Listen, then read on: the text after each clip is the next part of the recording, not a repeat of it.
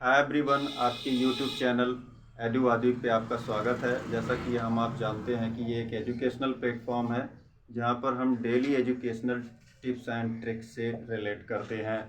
तो उसी क्रम में आज आगे बढ़ेंगे और हम यहाँ पर कैपेसिटर से रिलेटेड एक टॉपिक पढ़ेंगे। इसका नाम है stored energy of a capacitor. इसकी मीनिंग हुई कि किसी कैपेसिटर में एनर्जी कैसे स्टोर होती है, कितने अमाउंट में स्टोर होती है, उसका फार्मूला क्या होगा।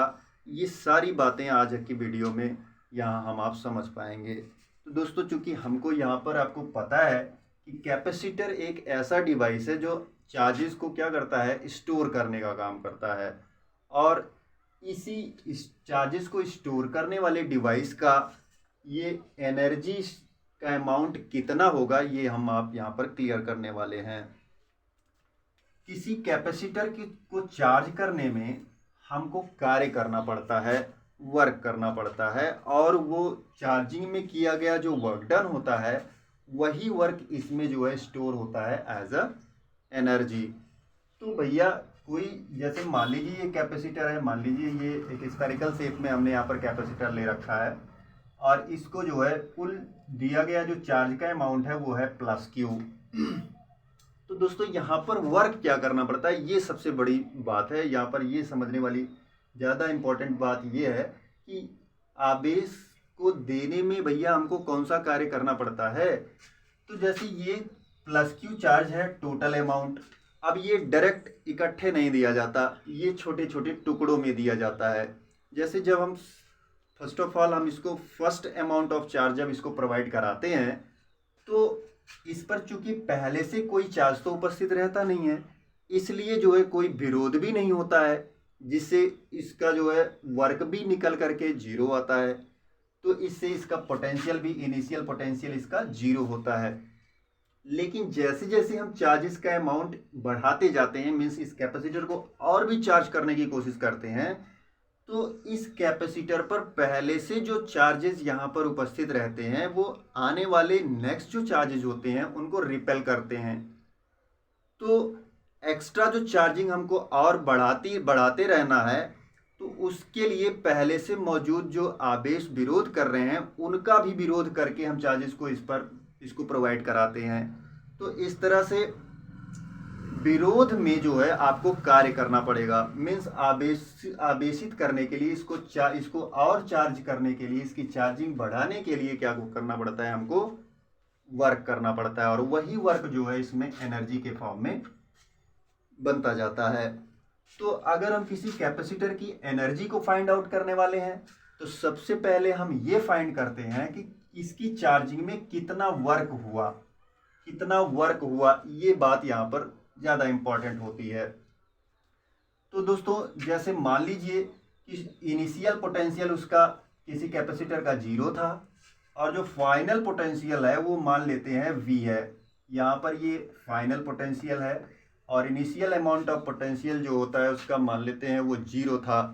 तो चूंकि ये 0 से चल कर के V हुआ है, तो यहाँ पर हम ये मान के चले कि शुरुआत से उसका पोटेंशियल कितना था। अगर ये मुझे जानना है तो हम इसकी एवरेज वैल्यू फाइंड करेंगे, और एवरेज वैल्यू जो होगी V एवरेज, वो 0 इनिशियल थी और फाइनल V हुआ, तो इसका एवरेज जो आएगा वो आएगा ½ V। और टोटल चार्ज कितना है, Q। तो अगर हम वर्क फाइंड करना चाहें कि इसके चार्जिंग में, इसके आवेशन में हमने कितना वर्क फाइंड किया है, तो W इज इक्वल्स टू क्या होगा। क्योंकि दोस्तों आपको पता हो कि आपको पोटेंशियल पढ़ाते समय बताया गया रहा होगा कि V is equals to W/Q होता है। तो यहाँ पर W के लिए अगर हम फार्मूला डेराइव करें तो W is equals to VQ होगा, means potential into charge, potential into amount of charge. तो पोटेंशियल हमने आपको बताया कि यहाँ पर एवरेज लेकर के लिखा जाता है, तो यहाँ पर ये ½ V हो जाएगा, और टोटल अमाउंट ऑफ चार्ज जो है वो Q है। तो इस प्रकार से जो भी एनर्जी होगी वो वर्क ही होता है, वर्क ही जो इसकी चार्जिंग में, चूंकि जो वर्क होता है वही इसकी स्टोर एनर्जी होती है। तो यहाँ पर W को आप U से दिख सकते हो, जो कि W के ही इक्वल होगा। तो U is equals to half QB होगा। दोस्तों इस कैपेसिटर को का जो कैपेसिटेंस होता है उसको पढ़ते समय हमने पढ़ा रहा होगा Q is equals to CV होता है। तो यहाँ पर आप V के लिए अगर फार्मूला डेराइव करें तो V is equals to Q upon C लिखा जा सकता है इसको। तो हाफ को हाफ लिखें और Q को Q लिखें और V की जगह पे हम इसको अगर रिप्लेस करें Q बाई C से, तो यहाँ पर एक नया फार्मूला डेराइव होकर के आता है half Q square by C। तो स्टोर्ड एनर्जी के लिए एक नया फार्मूला यहाँ भी निकल करके आता है, एक पहला फार्मूला हाफ QB भी हमको मिलता है। तो इस अमाउंट को हम थोड़ा सा और भी चेंज कर सकते हैं फ्रेंड्स। जैसे देख लीजिए Q को CV लिखा जा सकता है, Q इक्वल्स टू CV लिख सकते हैं। तो Q को अगर मैं CV लिखूंगा तो CV का होल स्क्वायर अपॉन C होगा। अगली लाइन में ये half C square V square upon C हो जाएगा, एक C से एक C मर जाएगा और आएगा क्या, हाफ CV स्क्वायर। तो इस तरह से फ्रेंड्स एक नया फार्मूला भी हमको मिलकर यहाँ पर मिलता है हाफ CV स्क्वायर। तो तीन फार्मूला हुआ, U is equals to half QB, U is equals to half Q square by C और U is equals to half CV square. तो फ्रेंड्स ये तीन फार्मूले की हेल्प से, तीन फार्मूलाज हैं यहाँ पर जिनकी हेल्प से हम किसी भी कैपेसिटर की स्टोर्ड एनर्जी को फाइंड आउट कर सकते हैं। यहाँ पर रिजल्ट क्या मिलता है फ्रेंड्स, इस पर हम थोड़ी सी बात करेंगे। जैसे यहाँ पर इस फार्मूले में आप देख पा रहे होंगे कि U जो है वो डायरेक्टली प्रोपोर्शनल है Q स्क्वायर के। ये बात यहाँ पर ध्यान देने वाली है कि जैसे देखिए अगर चार्ज का अमाउंट हम 2 गुना कर दें, माने यहाँ पर जो हम चार्जिंग कर रहे हैं अगर मैं 2 टाइम कर देता हूँ तो इसकी एनर्जी, स्टोर एनर्जी पर क्या फ़र्क पड़ने वाला है। अगर मैं इसको 2 टाइम करता हूँ तो फ्रेंड्स ये स्टोर एनर्जी 4 गुना हो जाएगी।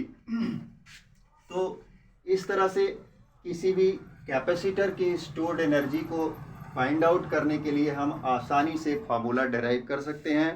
फ्रेंड्स अगर वीडियो पसंद आई हो तो इसको लाइक और शेयर ज़रूर करें, और अगर आप एक स्टूडेंट्स हैं और ऐसी वीडियोस बराबर देखना पसंद करते हैं तो आप इस चैनल को सब्सक्राइब ज़रूर करिए।